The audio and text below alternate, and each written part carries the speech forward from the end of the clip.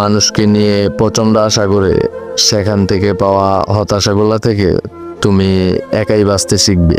আজ হোক বা কাল হোক তুমি শিখবেই।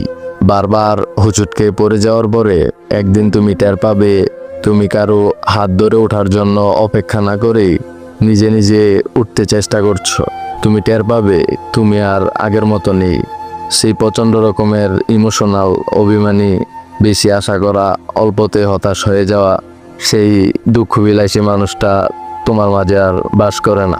কষ্টগুলা, হতাশাগুলো তোমাকে বদলে দিবে।